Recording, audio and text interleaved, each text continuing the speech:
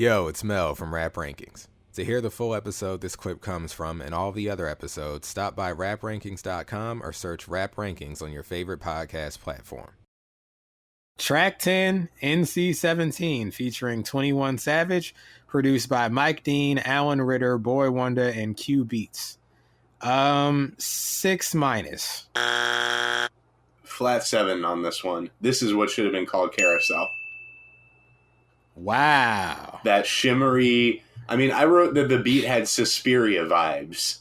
Huh. It sounded like maybe I gotta re-listen, even though I listened a bunch of times, because like I was like, this beat is whatever. It doesn't have the character of the previous song. This is my favorite beat on the whole album. Wow. Because it reminded me of Suspiria, and we just came off of 5%, so I'm like... Suspiria is a classic. Now, this, to me, should have been called Carousel, but it sounds like it could be also a dark ride. You know? Okay. Because if you listen... Can you pull up the Suspiria theme by Goblin? Yeah. Because we talking that original, folks. Not that... Oh my remake. God, not that fake art Frank Ocean version that's out now. Suspiria. Dario Argento. Classic. Oh, Dario? Oh my God. Dario Argento getting a Daria-esque show about his teenage days might be classic. Yeah, it'd be great. Let me see. Here we go. Okay.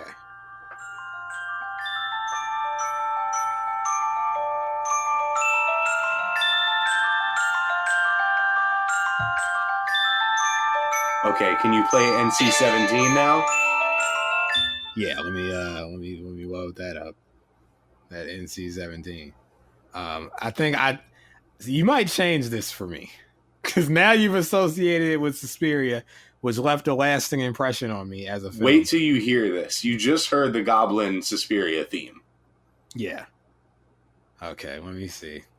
Oh man, this daggone thing is taking forever. I turned off the Wi-Fi to stabilize the connection.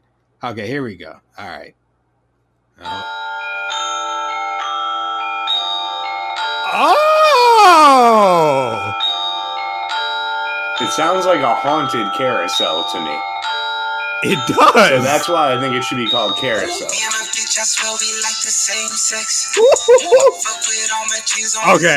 Okay, hold on. All right. Trav sounds like he's channeling like 2015 Thug.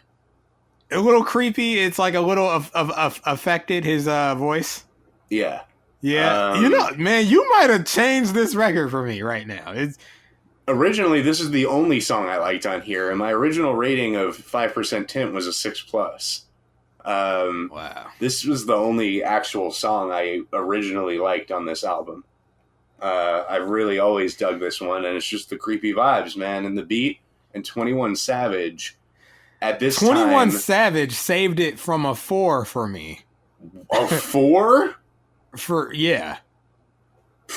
That's crazy. But then what happened was it went up to a 5, and then I'm like, with 21 Savage, it's a 6- now. So it just I'm my brain, the gears are turning. I'm seeing this song differently now. You're seeing my vision here. I'm seeing the vision, because things that were at first like I didn't see anything special about the beat, and lines like "fuck with all my chains on, let's have chain sex."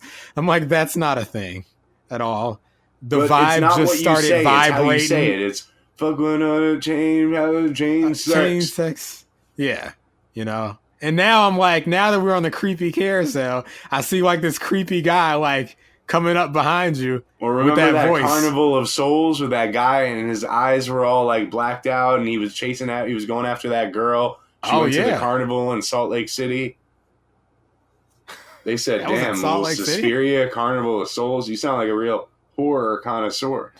Were you bought off by Big Horror to rate this and 5% Tint? Big Horror. Listen, my favorite carousel moment in horror. Are you actively willing to disown Carousel as the real Carousel now? Yes. Yes. This replaced it for sure. And I want to say shout out to The Tale of the Silver Sight and Are You Afraid of the Dark? It was like a 2-part, maybe a 3-part episode.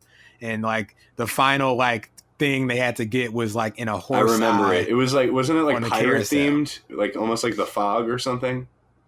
Maybe. It was like a big deal to me as a kid. I remember it. It was like a big, multi-week deal.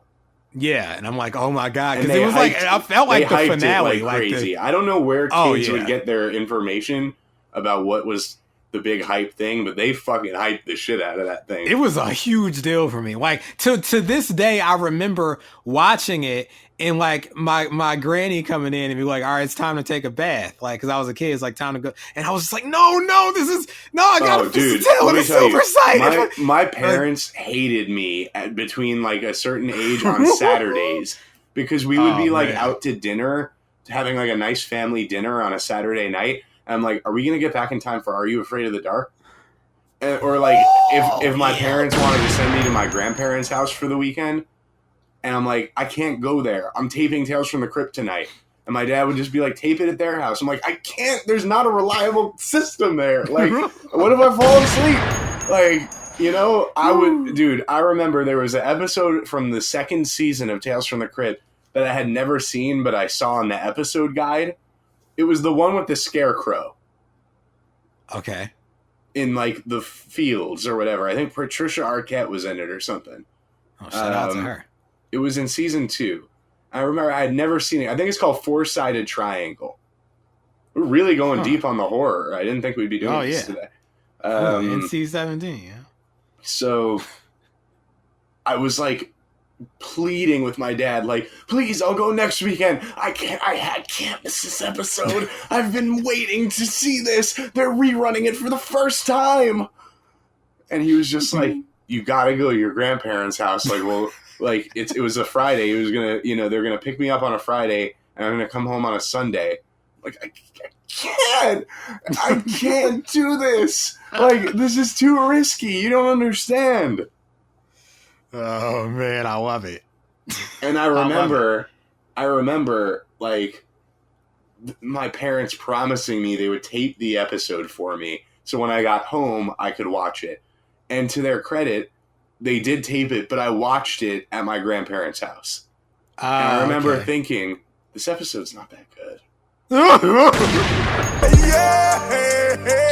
Not a favorite. No. Not a favorite. But the picture looks so cool in the episode guide, and I was like, I gotta see this. This is gonna be the best one yet. And it was like, I don't know, like 6+, 7- territory, if that was something I would have thought of as a kid. Wow. I felt kind of bad for like I would never really protest like that. Like, I love my grandparents. I like spending time with them at their house, but sometimes it's deeper than that, though. But there was like no disrespect. Taping. Like, no disrespect, but like I've been looking at the TV guide for the last 2 weeks, and like this taping has to take place. You don't understand. Exactly. Like, this is not going to re-air maybe ever again. But we got it. We recorded it, but I was like really, I remember like having a panic attack, or what maybe was like the equivalent of a panic attack, like an hour before it had aired, because like I was in bed in my grandparents' house and like I was watching TV and I was like, it's coming on in like an hour. I'm like, I hope I stay up. I'm like, they're not going to remember to tape it.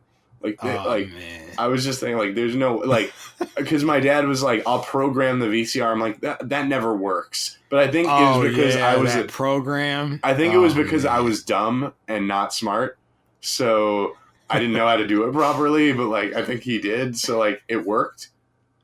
Because I caught like the last like 5 minutes of whatever came before it, so he like left time in case it started early, and he let it run for like an hour. So I got like mad shit afterwards too. That wasn't needed. Like, I got the episode, but I remember thinking, like, I'm not going to tape over this, but, like, this wasn't the greatest episode. Anyway, back to Trav.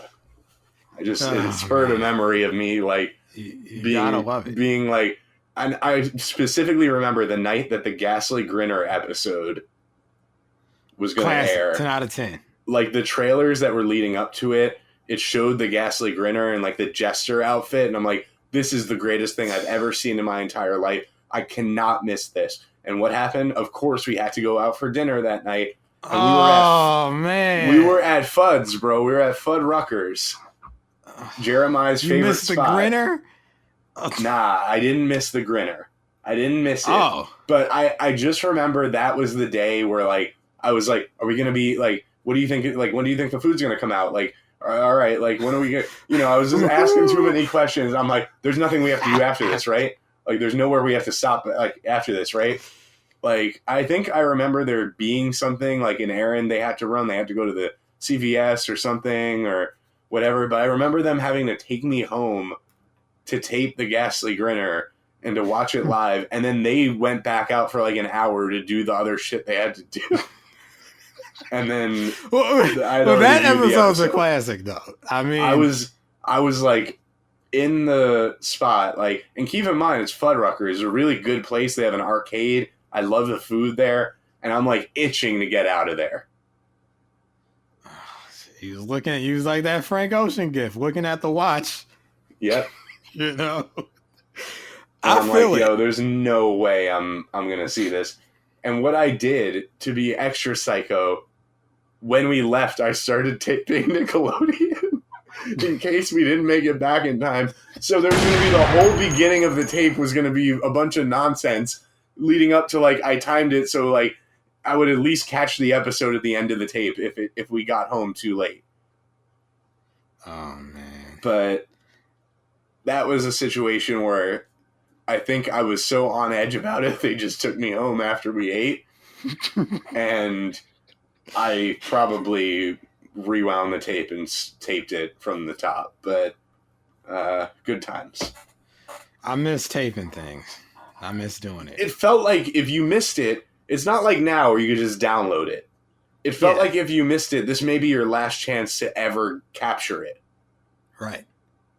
Yeah, that's what it felt like.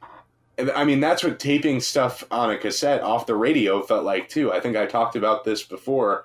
But, like, Mace Feels So Good and Eminem, Eminem, the real, not the real Slim Shady. Slim Zany, right? My Name Is. Like, the waiting for, hearing something halfway through on the radio, falling in love with it, dying to hear it again, and waiting hours, sometimes days to hear it again and record it.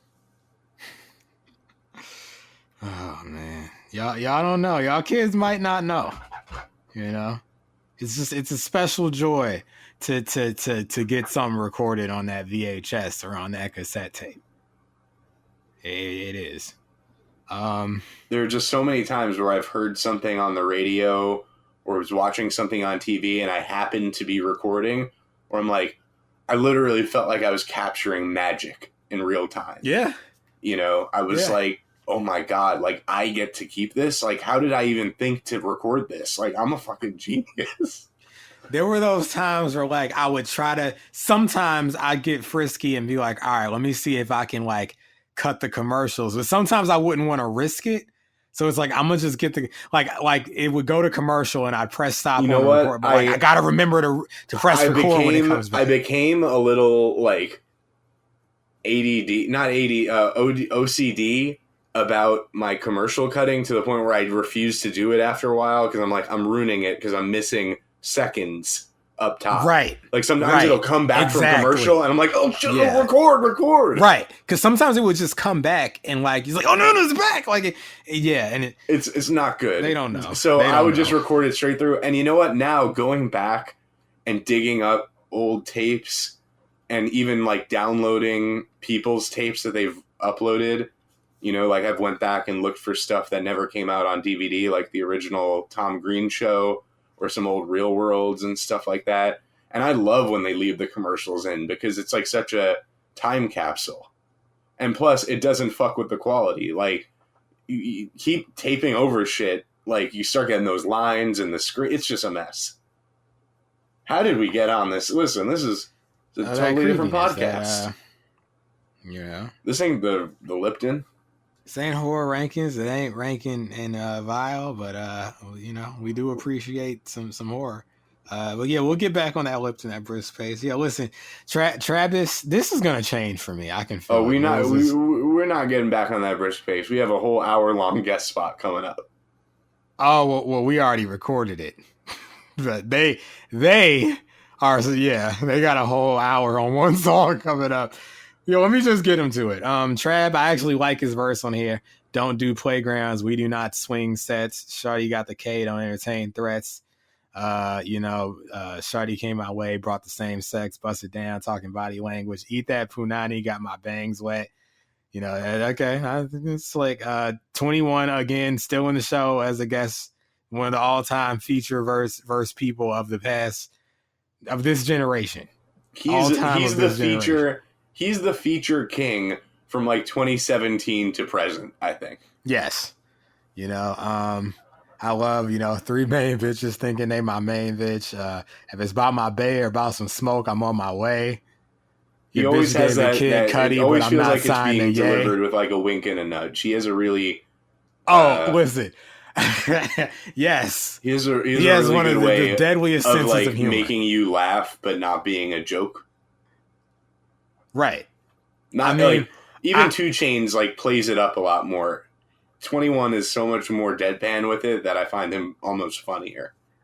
I know it was a standout because I remember from the listening session in 2018 where I was, like the street I was on when he said I nutted on her cheek. Her new nickname is Babyface.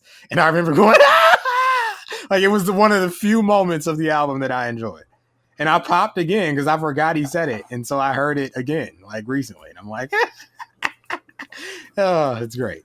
But yeah, that's do not be surprised if I was effing tripping about this because I see it differently now. Well, that 9 out of 17 is looking more realistic by the moment. No, that's not what it's going to be. But we've done this, so I guess we can bring in our guest. It's been a minute since we've seen him, but I'm glad he's back. My man, Van Buren. We go way back, like 2009, 2010, We've been in y'all know, I probably talked about it before. Let's just bring him in. Let's try to keep this wrist pace. So track 11 coming up right after this record scratch. Yo, it's Mel from Rap Rankings. To hear the full episode this clip comes from and all the other episodes, stop by raprankings.com or search Rap Rankings on your favorite podcast platform.